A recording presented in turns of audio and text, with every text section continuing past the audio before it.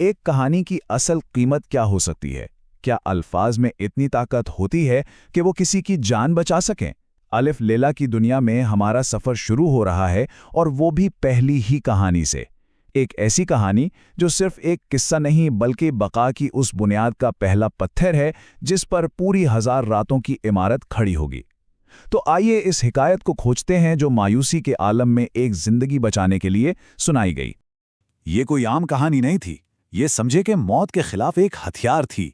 मकसद बिल्कुल सीधा और खौफनाक था। बादशाह को सुबह होने तक कहानी में ऐसा उलझाए रखना कि वो अपनी तलवार भूल जाए और इस तरह अपनी सजाए मौत को एक और दिन के लिए टाल देना। हर लफ्ज समझे जिंदगी पर खेला गया एक जुआ था, और हर जुमला एक और सुबह खरीदने की कोशिश। अब देखे, इस पूरी दास्तान की असल हीरोइन वो सौदागर नहीं बल्कि शहरजाद है। उसकी शादी एक ऐसे बादशाह से हुई है जो हर रात अपनी बीवी को कत्ल कर देता है।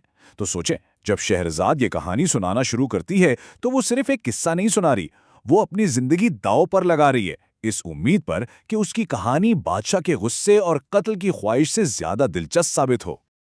और अब वो कहानी शुरू होती है जिस पर शहजाद की किस्मत का दारोमदार है।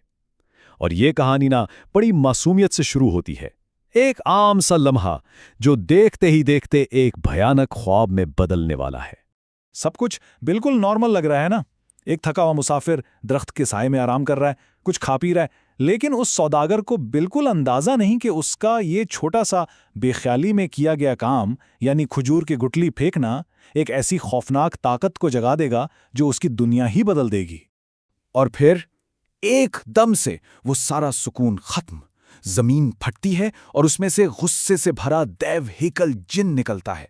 उसकी आंखें जैसे अंगारे हों, हाथ में लंगी तलवार, और उसका निशाना कौन? वही डरा सहमा सौदागर जिनका इल्जाम कानों को फाड़ देता है, तुमने मेरे बेटे को मार डाला। अब सौदागर के लिए तो ये बात बिल्कुल बेतुकी और नामुमकिन है, लेकिन जिनके लिए ये एक ऐसी हकीकत है जिससे इनकार नहीं किया जा सकता, और एक ऐसा जुर्म जिसकी सजा सिर्फ और सिर्फ मौत है। और सारी मुसीबत की जड़ यही है। देखें, सौदागर के लिए वो सिर्फ एक मामूली सी खजूर की गुठली थी, लेकिन जिनके लिए वही गुठली एक जानलेवा हथियार बन गई जिसने उसके बेटे की जान ले ली। कितनी छोटी सी बेख्याली में हुई गलतफहमी है, लेकिन उसका नतीजा जानलेवा। तो जब मौत सामने खड़ी हो, सौदागर के पास बस एक ही हथियार बचता है, उसके अल्फाज। जाहिर है वो जिनसे लड़ तो सकता नहीं, तो वो अपनी जिंदगी का सौदा करना शुरू करता है, एक आखिरी मोहलत मांगता है। सौदागर अपनी हर दलील सामने रखता है। वो अपने बीवी बच्चों का वास्ता देता है, अपने कर्जों और जिम्मेदारियों का जिक्र करता है, लेकिन इसकी सबसे मजबूत दलील है उसका वादा। वो अपनी इज्जत की कसम खाकर कहता है कि अगर जिन उसे सिर्फ 1 साल की मोहलत दे तो वो ठीक उसी जगह अपनी किस्मत का सामना करने वापस आएगा। और हैरत अंगेज तौर पर सौदागर अपना वादा निभाता है। वो भाग भी तो सकता था, है ना? लेकिन नहीं, उसकी इज्जत उसकी जान से ज्यादा कीमती थी। पूरा 1 साल वो अपने सारे काम निपटाता है, खानदान को अलविदा कहता है, और फिर उसी जगह वापस लौटता है, मौत का सामना करने के लिए बिल्कुल तैयार। अब जब सौदागर बिल्कुल नाउमीद हो चुका था, अपनी किस्मत के आगे सर झुकाने ही वाला था कि कुछ बिल्कुल गैर मुतवक्का होता है। इस वीरान जगह पर कुछ अजनबी आते हैं और कहानी का रुख ही मोड़ देते हैं। सबसे पहले एक बूढ़ा शख्स आता है जिसके साथ एक हिरनी है। जब वो सौदागर की ये पूरी दुख भरी कहानी सुनता है तो उसे तरस आ जाता है और वो वहीं उसके साथ रुकने का फैसला करता है। इस अंधेरे में ये उम्मीद की पहली किरण थी।